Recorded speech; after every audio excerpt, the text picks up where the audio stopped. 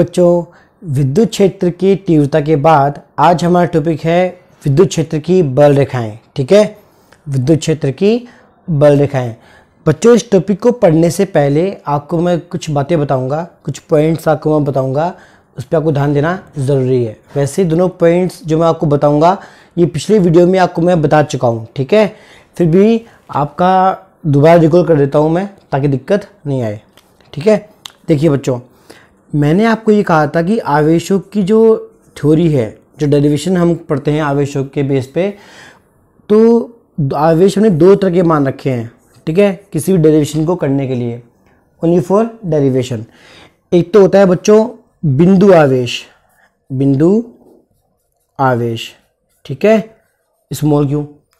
और एक होता है बच्चों परीक्षण आवेश, परीक्षण आवेश क्यू नॉट। ठीक है, अब देखो ऐसा हमने क्यों मान रखा है, ध्यान दो। जैसे मान लीजिए कोई मूवी होती है, मूवी में एक तो होता है विलेन, एक क्या होता है हीरो। ठीक है, आमतौर पे हीरो मारता है और विलेन मार खाता है। ठीक है, मार का मतलब पिटाई, बल लगा रहा है वो। ठीक है, तो देखो हमने थ्योरी में क्या मान रखा है, जो बल आरोपित करता है आवेश वो कौन होगा, हमेशा बिंदु आवेश क्यों। ठीक है, और जो बल का अनुभव करेगा अर्थात जिस पर बल लगेगा वो क्या होता है, परीक्षण आवेश, परीक्षण आवेश। बच्चों थोड़ा बहुत इंग्लिश में भी नाम ध्यान रखो आप, बिंदु आवेश को बोलते हैं इंग्लिश में पॉइंट चार्ज। ठीक है, और इसे क्या बोलते हैं, टेस्ट चार्ज, टेस्ट चार्ज।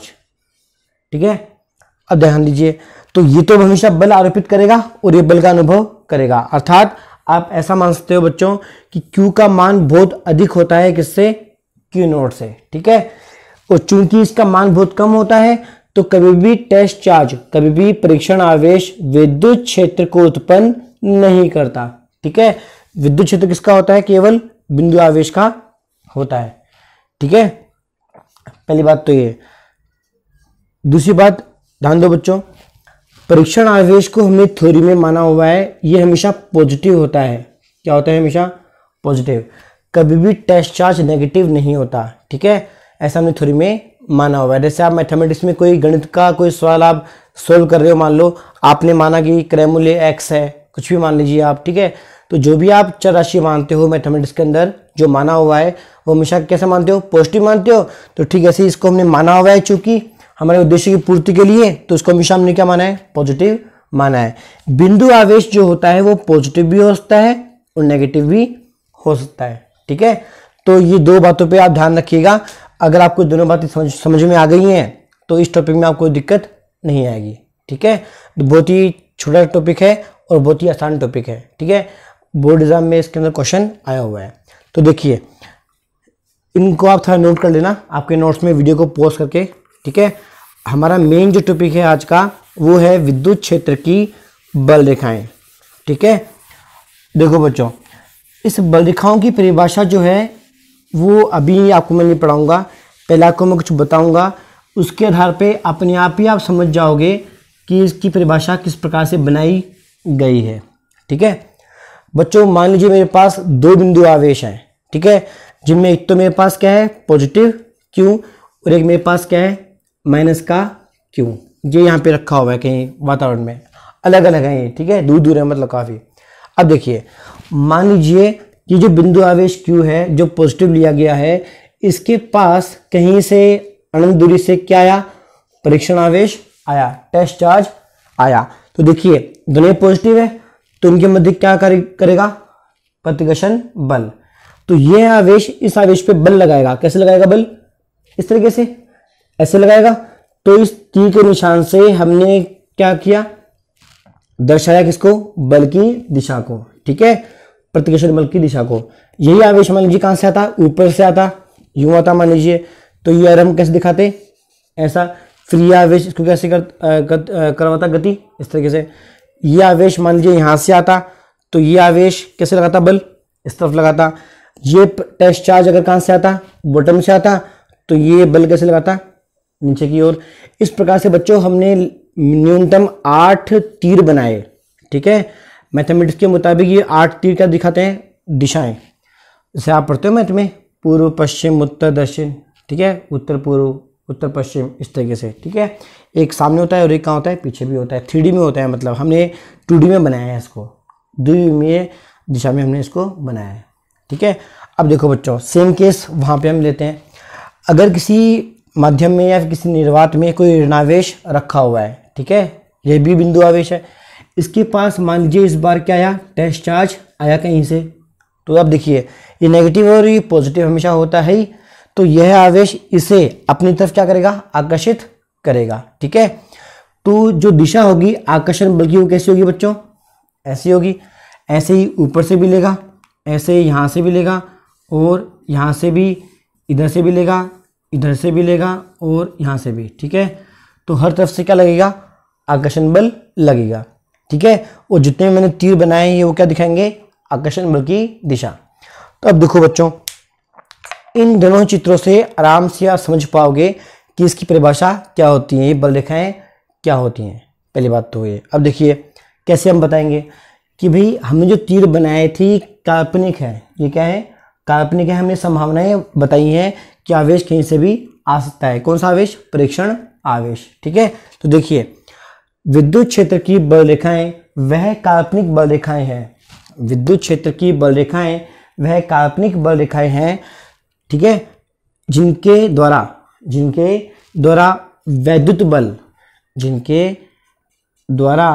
वैद्युत बल की दिशा को हम क्या करते हैं, दर्शाते हैं। ठीक है, या फिर इसको आप देखो बच्चों ऐसे भी कह सकते हो कि ये जो बल रेखाएं होती हैं ये किसी भी आवेश के गतिमान दिशा को क्या करती है, दर्शाती है। ठीक है, तो ये परिभाषा इस बेस पे ली हुई है। तो परीक्षण आवेश का उद्देश्य मैंने आपको अभी थोड़ी पहले कहा था, इसका उद्देश्य सिर्फ हमारा थ्योरी क्या हो जाए, कंप्लीट हो जाए, हमारा कंसेप्ट क्या हो जाए, समझ में आ जाए, इसके लिए उसका उपयोग हम करते हैं। तो अभी इसीलिए इसको मैं मिटा देता हूँ, यहाँ से भी और यहाँ से भी। ठीक है, हमारा मकसद क्या हो गया, पूरा हो गया। अब हमें इसकी कोई ज़रूरत नहीं है। तो देखो बच्चों, ये दोनों चित्र आपको जो दिखाई दे रहे हैं, इस आधार पर हमने दो बातें और बोली हैं। देखिए क्या हमने ये बोला है बच्चों कि कोई भी धनावेश विद्युत क्षेत्र की बल रेखाओं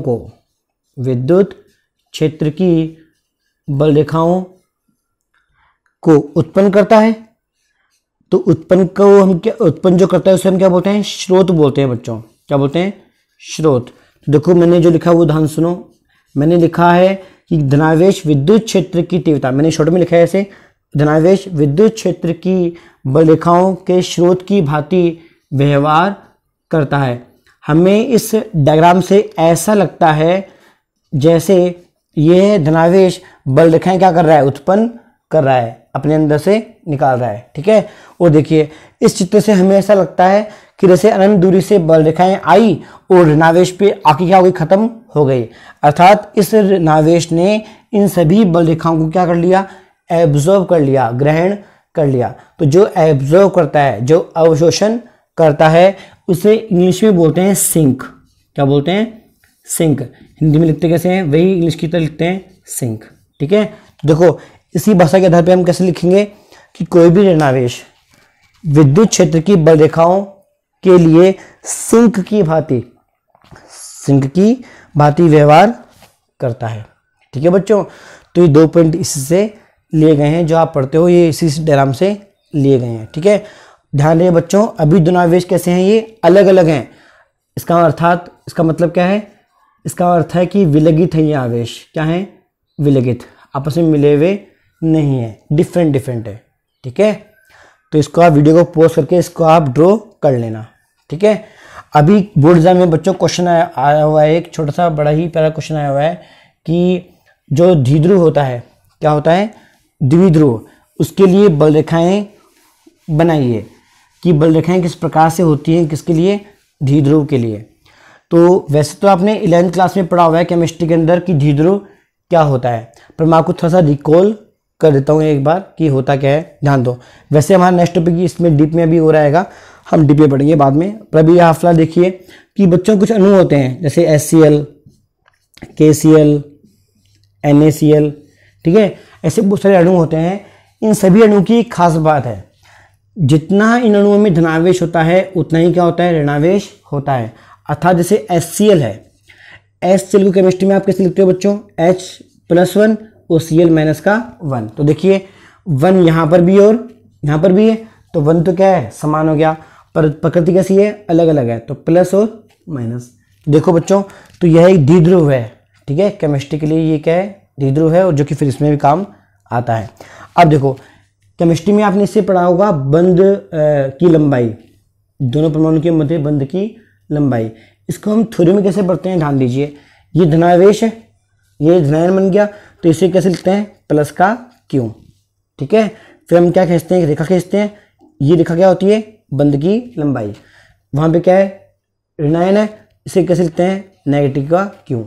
तो मेरे पास मान लीजिए बिंदु ये ए है और ये क्या है, मेरे पास बिंदु बी है, तो इसे ही बोलते हैं बच्चों क्या, विद्युत द्विध्रुव, द्विध्रुव। द्वि का मतलब दो, ध्रुव का अर्थ क्या, ध्रुव का शो करता है पॉजिटिव और नेगेटिव, संकेत को शो करता है, सिंबल को, ठीक है, कि ये पॉजिटिव है या फिर नेगेटिव है।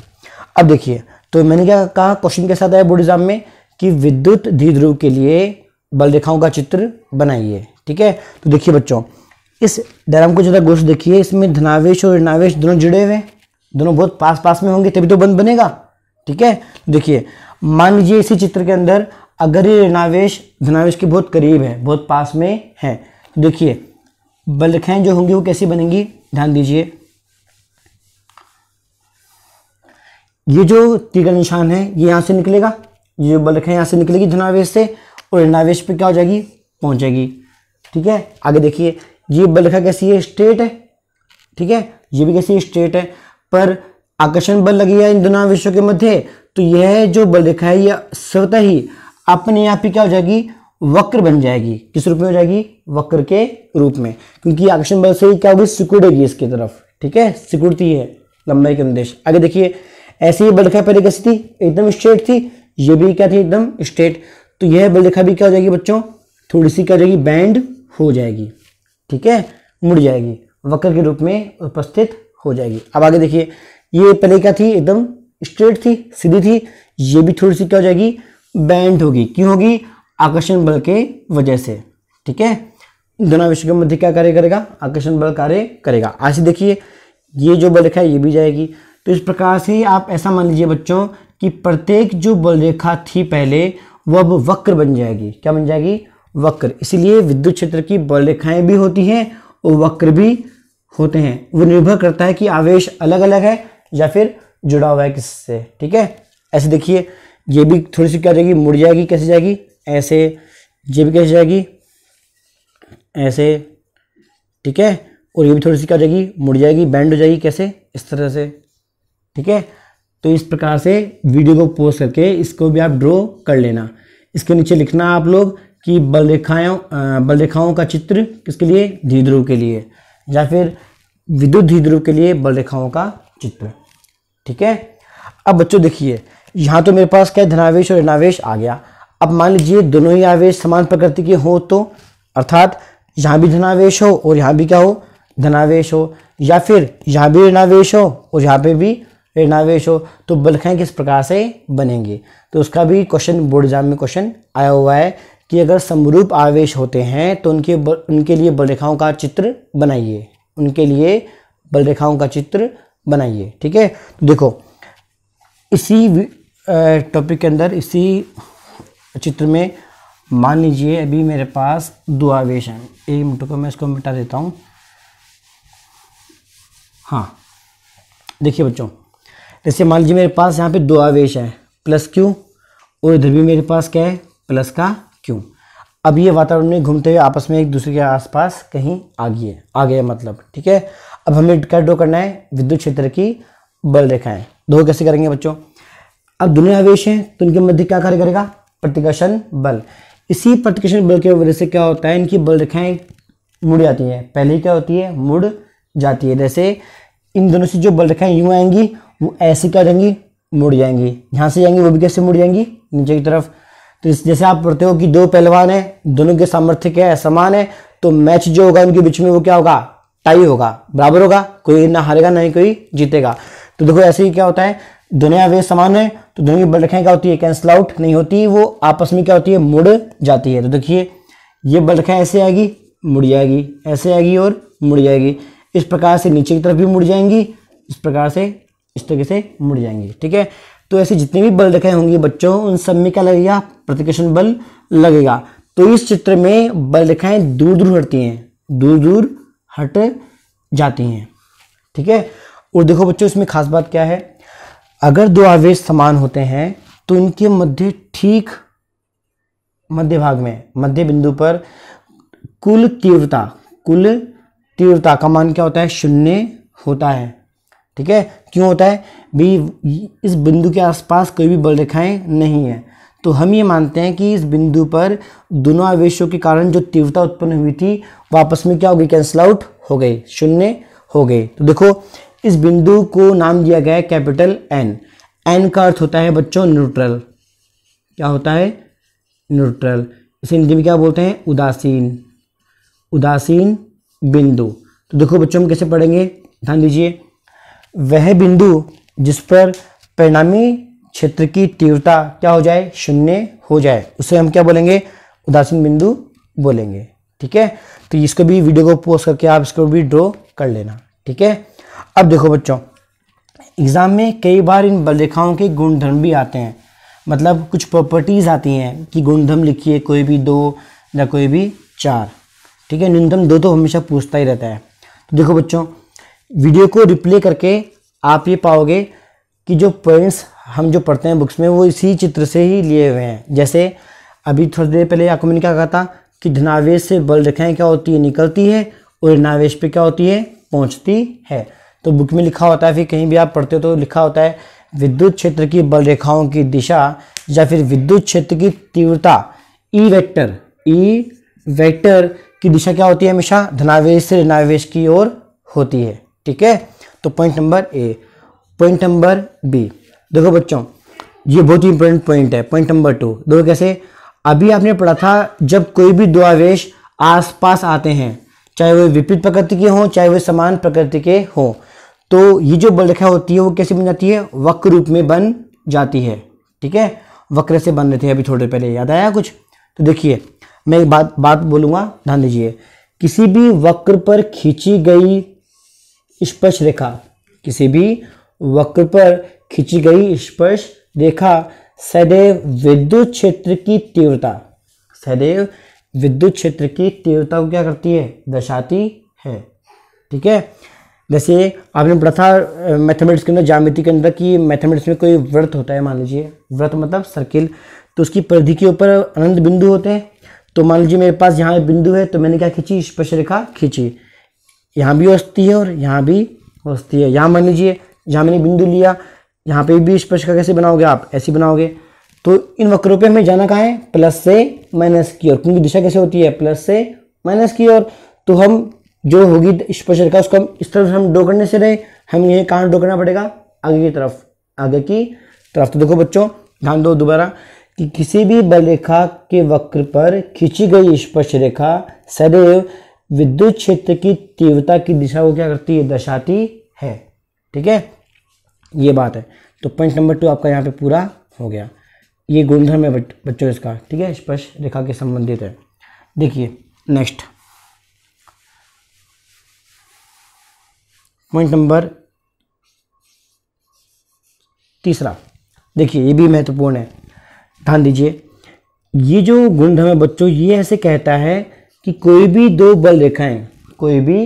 बल रेखाएं परस्पर कभी भी काटती नहीं है। जैसे मान लीजिए मेरे पास धनावेश है और यहाँ पे क्या है, ऋणावेश है। यहाँ से बल रेखाएं कैसे गई, यहाँ गई, फिर मान लीजिए यहाँ से बल रेखा जो आई थी वो घूम के ऐसे चली गई मान लीजिए, तो इस पे क्या हुई, कट गई। तो ध्यान दीजिए ऐसा संभव क्यों नहीं है। ठीक है, ये दो बल रेखाएं आपस में काट क्यों नहीं सकती। देखो होता क्या है बच्चों, जिस बिंदु पे काटती हैं इसे आपको पता है हम क्या बोलते हैं, कटान बिंदु, इंटरसेक्शन पॉइंट। ठीक है, तो देखिए काटने से क्या होता है, इस बिंदु P पर दो दिशाएं हमें प्राप्त होती हैं, दो स्पर्श रेखा हमें प्राप्त होती है। कैसे, एक तो कहाँ जाएगी, इस तरफ जाएगी, और एक किस तरफ जाएगी, इस तरफ जाएगी। तो देखो बच्चों सिंपल सी बात है, जैसे मान लो मैं हूँ या फिर आप हो, हम एक ही समय पे एक ही दिशा में क्या कर सकते हैं, जा सकते हैं। तो हम जब धनावेश से ऋणावेश की ओर जाएंगे तो जब हम बिंदु P पे पहुंचेंगे तो या तो हम कहाँ जाएंगे, किस तरफ, या फिर हम कहाँ जाएंगे, नीचे वाले वक्र के अंदेश। ठीक है, तो दो ही संभावनाएं संभव नहीं है, यहाँ पे एक ही संभावना होनी चाहिए थी। तो हम क्या बोलते हैं, ध्यान दीजिए कि न्यूनतम दो बल रेखाएं, कोई भी दो बल रेखाएं परस्पर कभी भी काटती नहीं है, क्योंकि अगर वो दो बल रेखाएं आपस में काटती हैं तो कटान बिंदु पर स्पर्श रेखा दो बनती है, अर्थात तीव्रता जो होती है इसकी दिशा कितनी होती है, दो होती है, जो कि संभव नहीं है, क्योंकि एक ही समय पर दिशा कैसे होती है, एक ही होती है। ठीक है, तो पॉइंट नंबर 3 बहुत ही महत्वपूर्ण है। जो मैंने अभी भाषा बोली वो आप अपने नोट्स में लिख लेना। ठीक है बच्चों, आगे देखिए 4th प्रॉपर्टी, ये भी बच्चों अच्छी प्रॉपर्टी है, बहुत ध्यान दीजिए कि जैसे मान लीजिए मेरे पास धातु है, ठीक है, कोई भी धातु होती है, कॉपर, लोहा, कुछ भी, तो धातु के अंदर से कभी भी बल रेखाएं गुजरती नहीं है। किसकी बल रेखाएं, विद्युत क्षेत्र की बल रेखाएं। कैसे, ध्यान दीजिए, मान लीजिए मेरे पास बच्चों दो प्लेट है, ठीक है, जिसमें एक तो क्या है, कंप्लीटली क्या है, पॉजिटिवली चार्ज है, और एक कंप्लीटली क्या है, नेगेटिवली चार्ज है। ठीक है, तो बल रेखाएं धनावेश निकलेंगी, ऋणावेश पे आएंगी। ये आपको पता है कि जैसे प्लस से माइनस की ओर बल रेखाएं चली गई तो ये पथ पूरा हो गया इनका, प्लस से माइनस की ओर। पर मान लीजिए मेरे पास कोई टुकड़ा है, ठीक है, उसकी शेप को मैंने कहाँ बनाया, यहाँ बनाया। ठीक है, तो मान लीजिए आप लोग पढ़ चुके हो आवेशन की विधियाँ, ठीक है, कौन सी विधि, प्रेरण वाली विधि। उसमें क्या था वो देखिए, अगर ये टुकड़ा धातु का है तो उसके मुक्त पृष्ठ पे क्या होंगे, बहुत सारे इलेक्ट्रॉन्स होंगे। तो प्रेरण विधि के द्वारा वे सभी इलेक्ट्रॉन्स इस धनावेशित प्लेट की ओर क्या होंगे, आकर्षित होंगे। तो यहाँ पे मैंने क्या लिखा, नेगेटिव मैंने साइन लिख दिए। ये नेगेटिव आपको मैंने पहले भी कहा था, क्या दिखाते हैं, इलेक्ट्रॉन्स की उपस्थिति को। ठीक है, तो अगर इस धातु के एक और ऋणावेश आ चुका है तो साम्यावस्था के लिए उसके दूसरी तरफ धनावेश स्वतः ही क्या हो जाएगा, प्रेरित हो जाएगा। ठीक है, अगर इस धातु का जितने भी इलेक्ट्रॉन्स हैं वो सब किस तरफ आ चुके हैं, बाईं तरफ आ चुके हैं, तो साम्यावस्था के लिए सभी धनावेश कहाँ जाएंगे, दाईं तरफ आ जाएंगे। अब देखिए, अब हम ड्रॉ करते हैं बल रेखाओं के लिए। हमने क्या पढ़ा, प्लस से माइनस की ओर क्या होती है, दिशा होती है। तो ये पॉजिटिव है, तो ये क्या है, पॉजिटिव, तो बल रेखा कैसे जाएगी, प्लस से माइनस, ये कैसे जाएगी, प्लस से माइनस, ये कैसे जाएगी, प्लस से माइनस। ऐसे देखिए प्लस दो बार आ गया तो शुरू कहाँ से होगी, उस तरफ से, तो प्लस से माइनस और प्लस से माइनस। तो देखिए बच्चों, बल रेखा यहाँ से निकली प्लेट से, खत्म कहाँ हुई, पृष्ठ पर, जहाँ पृष्ठ से शुरू हुई और दूसरी प्लेट पे क्या हुई, खत्म हो गई। तो ये बल रेखाएं अंदर से गुजरी नहीं है, अंदर से पास नहीं हुई है। इसीलिए हम क्या बोलते हैं कि किसी भी धातु के अंदर सदैव विद्युत क्षेत्र की तीव्रता का मान क्या होता है, 0 होता है। ठीक है, इसका उपयोग हम करेंगे पाठ नंबर 4 में उपयोग। ठीक है, पाठ नंबर 4 में हम पढ़ेंगे संधारित्रों के बारे में। उसके अंदर एक कंसेप्ट काम में आएगा कि किसी भी धातु के टुकड़े के अंदर तीव्रता का मान क्या होता है, 0 होता है। ठीक है, तो इसका उपयोग हम बाद में पढ़ेंगे। बाकी इसको भी आप वीडियो को पॉज करके इसको भी आप लिख लेना। तो ये महत्वपूर्ण 4 बिंदु जो होते हैं गुण धर्मों में आते हैं। ठीक है, प्रॉपर्टीज में आते हैं।